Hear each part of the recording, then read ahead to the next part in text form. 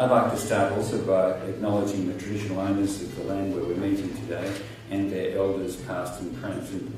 Auntie Ali, I thought that introduction was simply wonderful. I don't know if it's available for others, but it's simply fantastic, and your presentation was inspiring to me.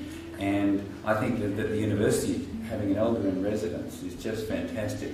And I know it's something I'll be mentioning back to our university as well. Obviously, the University of Melbourne is also trying to do, but not as Pete said, not like you're doing at UNSW, and I think it's really terrific. I'd also pick up on the point about the importance of the collaboration. We've, in fact, just in my work, collaborating through Ryan McIntyre and the capacity building grant in mathematical modelling of infectious diseases, and then the Hub's work with funds funded by what we call WASAID, when it was giving money for international health and development, and it doesn't seem to be important, and it seems to be the best way you balance your federal budget, by being more selfish than ever. And that's WASAID's gone, but that I think that the effects of what was done in the hubs, particularly in the areas that we're interested in health services research and what you're doing in education, one of the ways, how do we assess research? The impacts of that will be seen in decades' time. The fact that we train people that work internationally, and many of you from overseas. In my work, I've mentioned that I worked in Tanzania. It's 30 years later that those people are heads of department and deans and government advisors. And who could put a price on that, or an impact factor compared with some articles in Nature and Science? I think it's a challenge we have. That's just by way of the interesting introductions we had as my comment from someone from far away in the south. But my topic today is to try to start this, and I might need help. It was suggested that I press... You just need this open messages.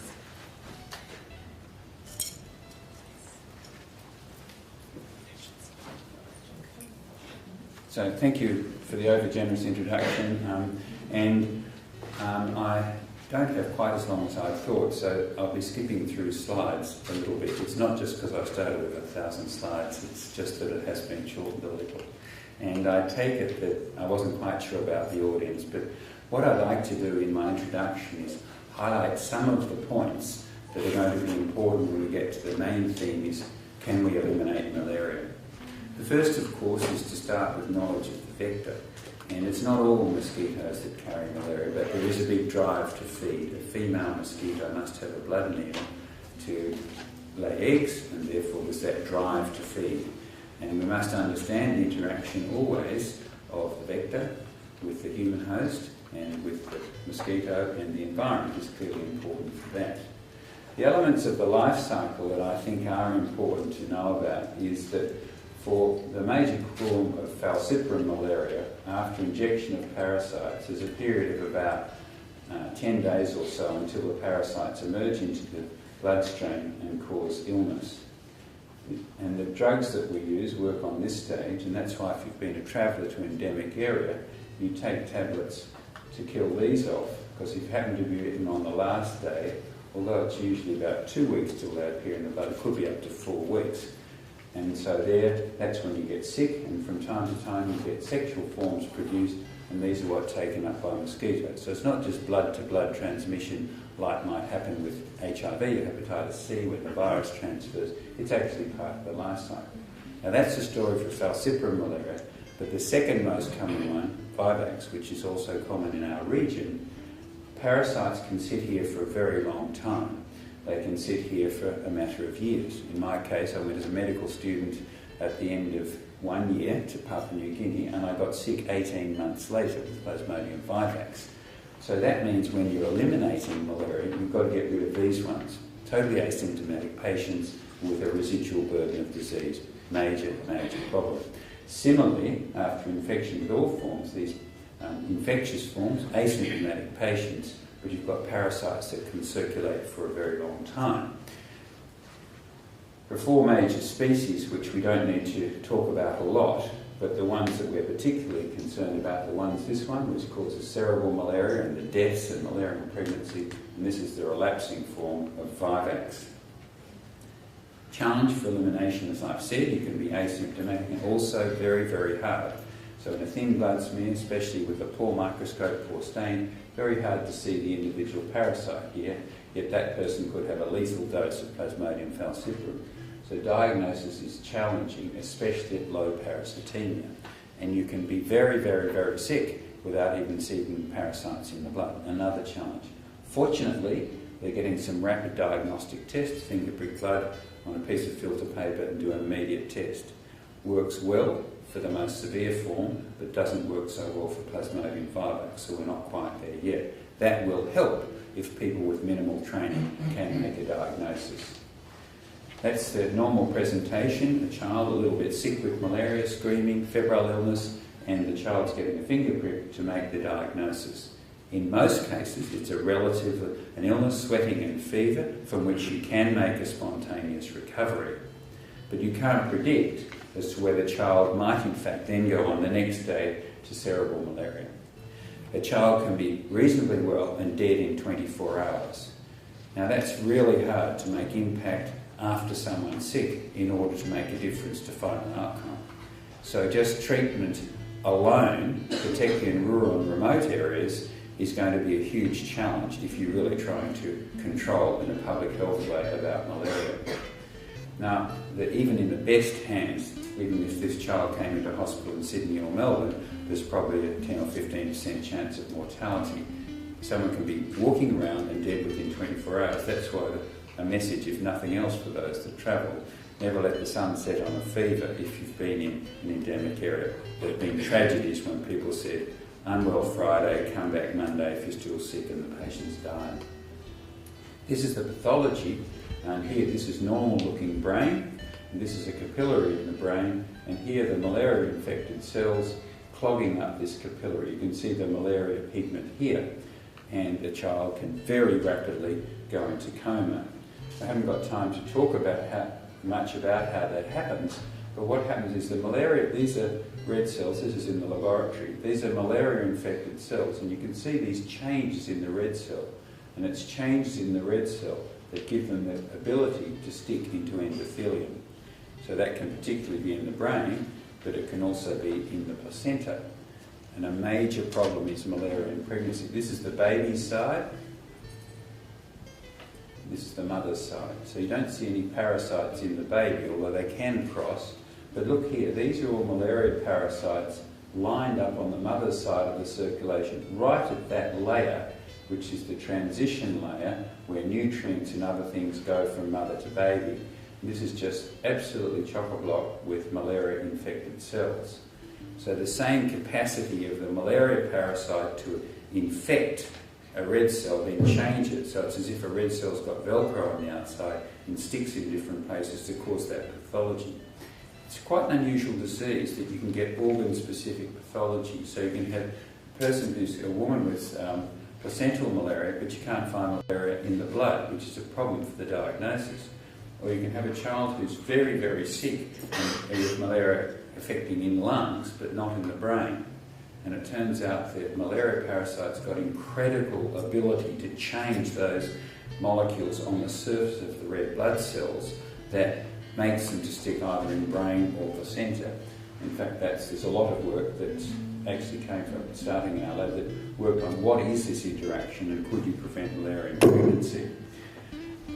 So from a public health perspective, which is what we're looking at, and in a simple aspect, what causes malaria? Well, it's Plasmodium falciparum malaria. That's far too simplistic a view about malaria, because it's like all things in infectious diseases, and you're tackling it from public health perspective, you've got the whole interaction of the microbe, the host, and of course the environment.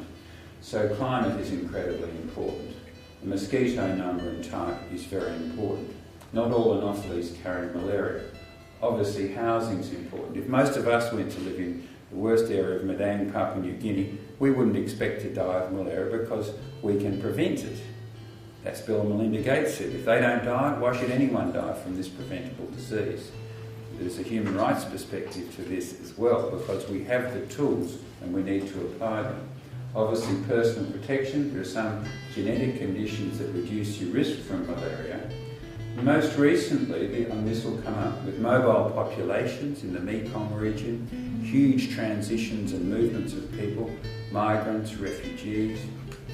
scandal of this government sending people to Manus and Nauru, where they're going to real Cambodia at risk of malaria, for example, but also refugee populations. You might have heard of outbreaks of malaria in Greece from people refugees who've been welcomed to Europe, and then some have had malaria in Greece. Climate change. We don't know overall. Some places will become more susceptible to malaria, some will become less. But we know what happens in the Sahelian region, that you can have years with little malaria and people's immunity wanes, then it comes back, and then huge epidemics in people of all ages because they lose their immunity that they might have acquired as children. So it's interesting to see, however, on this aspect, to talk about post-parasite environment in Sri Lanka, where the major effects of malaria are seen. You can see the darker, the more malaria, and you wonder why is that clear. And when you look at the map, the reason, of course, is the geography. So you might have this area, high country and cool, where you don't have the mosquitoes. So the approach that you might use here, where there's sort of epidemic malaria, it might be different from you use around the coast. And people who go from here to here are at risk of getting malaria. People who go from here to here are at risk of taking malaria there. And I'm going to use Sri Lanka as an example a little later. So, however, after those early interactions I showed you, most children eventually will get a clinical immunity. Some will die of cerebral malaria, some will in severe anemia, but most will survive. So that these aged children who are at primary school will not get, after about the age of 5, don't get symptomatic malaria. But these are a reservoir infection that we need to deal with if we're talking about elimination of malaria. And these children are not at risk of dying of malaria while they're constantly challenged. Which means once you put in a control program for a couple of years, as I've mentioned before in the Sahelian example, these kids are at risk. So Africans going to live in London for a few years, lose their immunity, then they're at risk. People in Papua New Guinea moving to Port Moresby, no malaria, go home and get malaria. So if we're thinking about elimination, these are some big challenges. And it's quite interesting to see what progress has been achieved.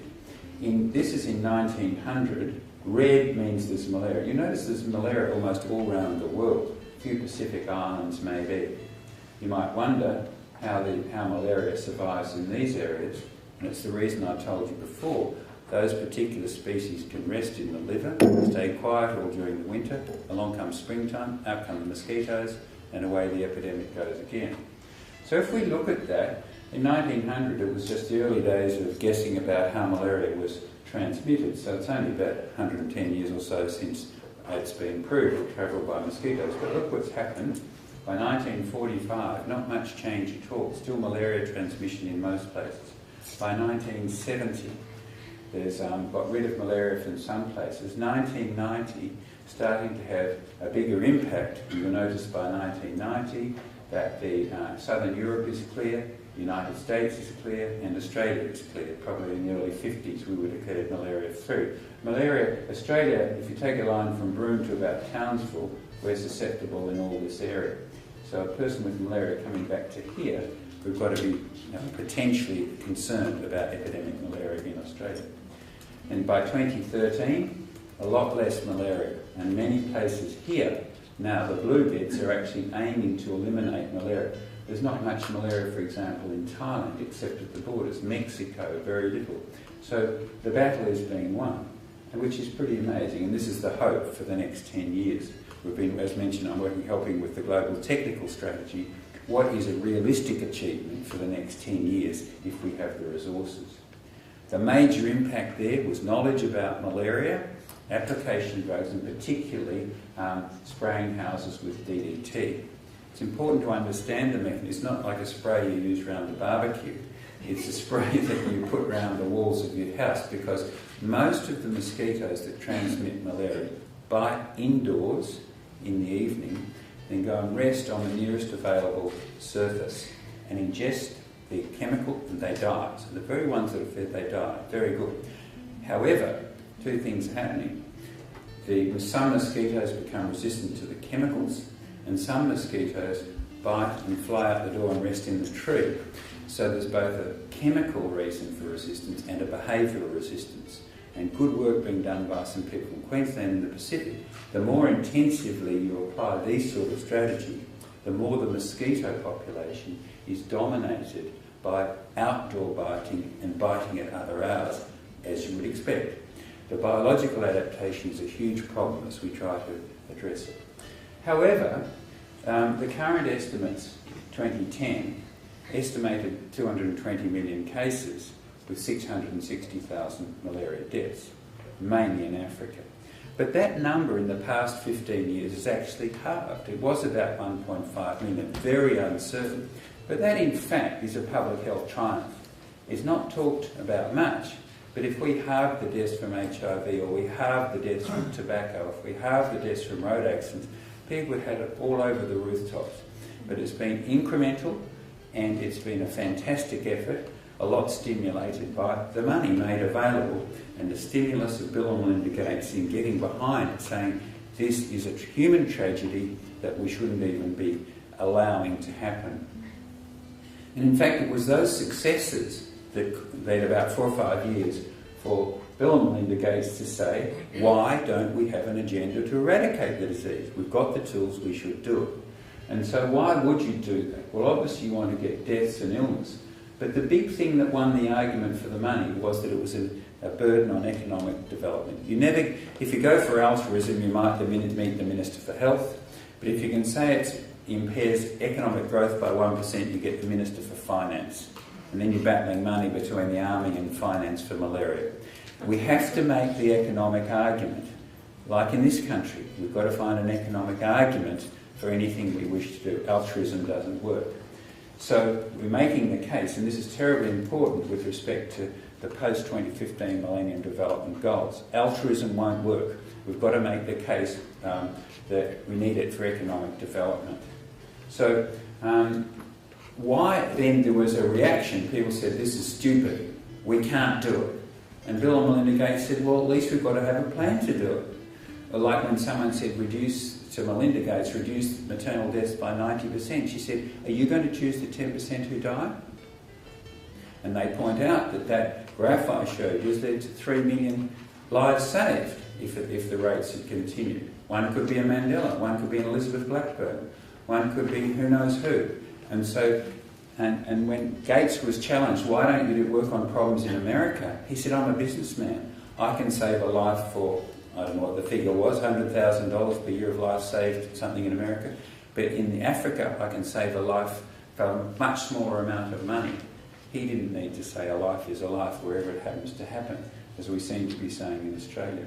So the reasons against it are that in the 50s was an effort to eradicate malaria that didn't work. Some would say we don't have the technology, that it was unrealistic. And of course, when malaria is a small problem, it's not a disease of public health importance. Like polio, if you think of the dollars per case at the moment, that's absolutely huge. I would say that's not a reason to stop polio eradication, but some people are saying it's too expensive, we should let it go. I totally disagree with that perspective. But if you're only having 1 or 2 sick people per year, people won't say, why aren't you doing it? So let's move a bit more. The cautionary tale is in Sri Lanka. If we look at the history here, what happens is, this is 100 years ago, lots of malaria. Then as various different things were introduced, particularly this concept of using DDT, look what happened. But then what happened is people then got these problems, drug resistance, DDT resistance for behavioural change. Then what happened, malaria came back. But if we look at the renewed effort from this last 10 years, what we see is a fantastic effort. And Sri Lanka is very, very good at the moment in terms of its malaria. But the government is saying, malaria no problem, therefore we can reduce the funding, and it's almost inevitable that it will return. So there are lots of stories like this, where in Kenya, Nigeria, Sudan, where you had an intensive program, stop the program, back it comes. Intensive program, back it comes, throughout the world. This is the history, like with polio, that for a public health perspective, you've got to keep going hard, way beyond the last cases are determined. So malaria if we go then now to what are the main tools that we've got here, first, bed nets, and bed nets impregnated with insecticides undoubtedly save lives. So if children up to 5 sleep under a net, pregnant women under a net, huge impact. Similarly, spraying of houses, not very different from what was done 50 years ago. Of course, environmentalists were concerned about DDT, but the way it's used to protect human lives is fine. It's when it was used widespread as an agricultural spray that it was a problem. The big issue is funding. The big inputs that came over the last 10 years with a big increase that went from about $100 million funding from outside sources for malaria. It went up to 1.66 billion by 2011. This huge increase. But still it's not enough. The estimates suggest that if we could take the 2 billion up to about 4 billion a year, that we could have a huge impact. Bring it right down. Now, you might think $2 billion is a lot of money, and it is a lot of money, but it's a fraction of the percentage of one of those planes we're buying. It's a fraction of the profit of the ANZ Bank or the Commonwealth Bank. It's all about world priorities. And someone showed me this from, this was from National Public Radio in the United States. It's been on the web, but I haven't seen the original data, of course, but it hasn't been disputed, these costs. Someone had a look at the comparing global health financing costs of other initiatives, compared to how much people spend on dog shampoo and dog food and things like that. And then here, what the war in Iraq, quite interesting, NATO forces, but the one that really struck me, the amount the US military spent annually on air conditioning in Iraq and Afghanistan, $20.2 billion. And that was, there's the quote. Now, I don't know where the figures came from, but they haven't been disputed. A tenth of the air conditioning funding would make all the difference in malaria. So let's move on to some of the challenging problems apart from money. Obviously, where we open up country, we open up exposure to malaria in forests, as we see in many parts of the world, in the Amazon, for example, in Indonesia, and people, rubber tappers or others working in the forest. There's no house, how do we spray them? And attempts, for example, impregnated nets or clothes to get around that problem. In our region, in the Mekong region, there's huge development going on. And the Asian Development Bank has many such pictures demonstrating the opening up of these regions. Now, one of the particular challenges with these types of corridors is that obviously you've all heard the story about transmission of HIV/AIDS via roads and highways as the passageway of where the movement of infectious diseases, but the same as malaria. And the particular problem is we have here, this is going to be a big free trade zone and huge development projects. But over here in Myanmar and in western Thailand, we have the worst resistant malaria that we have in the world, resistant to the latest drugs and combination therapy. So if you imagine from Thailand to Myanmar to here and then into India, India's got a growing problem with malaria. If resistance moves across these boundaries, not only will we have malaria, but we'll have drug-resistant malaria, and the options are incredibly expensive and not really effective. So in Cambodia's got some huge, very high degree of resistance. So the opportunity here is enormous. And there have been many development projects whose economic benefits have been overridden by disease, and such as malaria in this setting. And from a public health perspective, we have a big problem here in the weak surveillance system. I noticed, John, you're speaking about data is not boring. Here, we reckon about 10% of the cases. So the estimates I've given you are based on detection of only about 10%. And that the reasons are pretty obvious, but the plan is to get to where we want to. Everyone needs a test for malaria, but so they're properly diagnosed, and you don't use drug when it's not needed because that can bring resistance. Treat every individual properly and track them with surveillance. Next thing is about appropriate treatment, so that health systems effectiveness decay is something that a health ministry in Côte d'Ivoire or Gabon would love to know. Why is it that I've got a drug or a combination here that I know from the research can be 98% effective? about efficacy, but why is it only 37% of people actually get it when we go to effectiveness? And we need better measures for where is the decay in the system. So if malaria is happening in population, efficacy 98%, and then access is only 60%, diagnostics 90%, provider compliance, patient adherence, effectiveness 37%.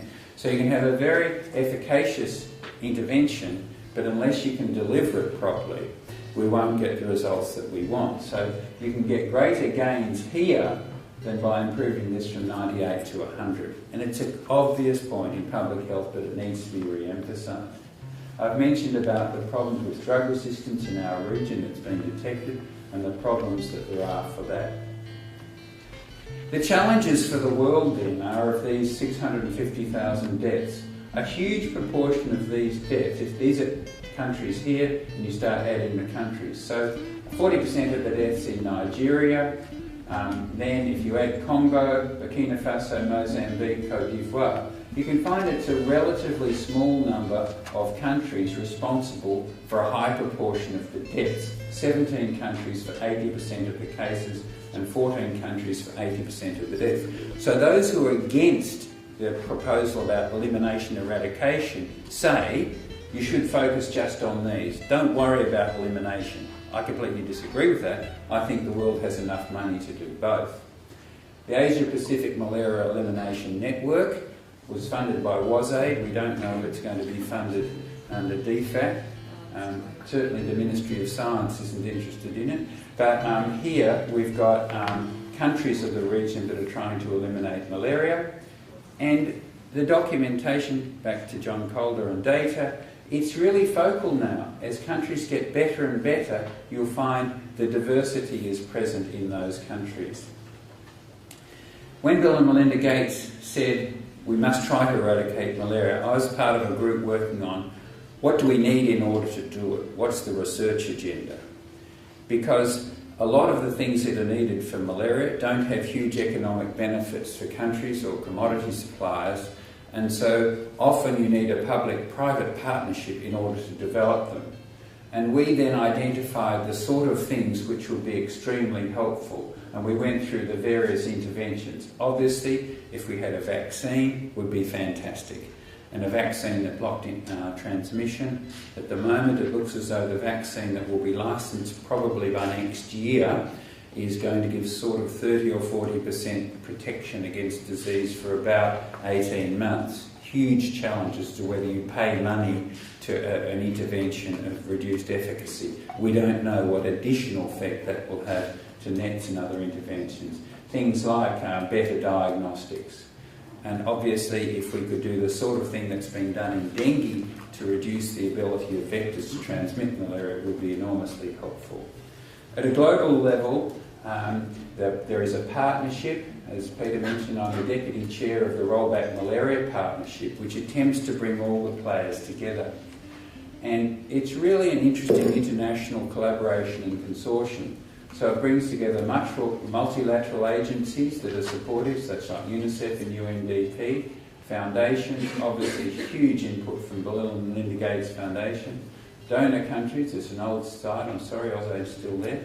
Research and academia is represented as well, Global Fund for AIDS, TB and malaria, non-government organisations, and of course the private sector doing some fantastic work. So for example, from midnight to 1 a.m. this morning, I was part of a phone hookup saying, in the context of the outbreak of Ebola in West Africa, what about malaria? Because the vast majority of those countries, many have got high rates of malaria. Most of the fevers will be related to far more from malaria than Ebola at the moment. But what if no one's actually prepared to see a patient? What if no one wants to do a needle stick prick to look at a blood slide? So do you need a public health strategy that says every fever should first be treated as a patient with malaria and then do the next sort of thing?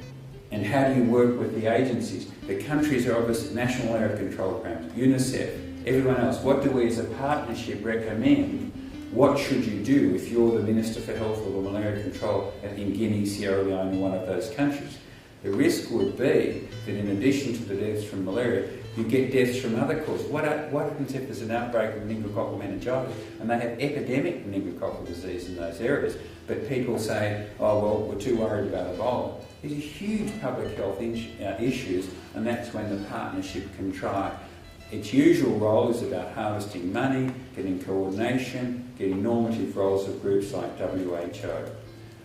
So in summary from today, I think there have been fantastic progress in malaria, and so others have said, let's try to eliminate malaria. There's been inadequate funding, a fraction of what we need. The sums are not huge that are actually required. There's a risk of resurgence if we drop the ball now. We've got the problem of resistance to antimalarial drugs of the parasite and insecticide resistance in mosquitoes. We need to build the human capacity to deal with this, and particularly the communities involved. And in the post-2015 agenda, I would argue that malaria must remain up there in order that we don't lose the gains of the last 2 decades. Thank you very much for your attention.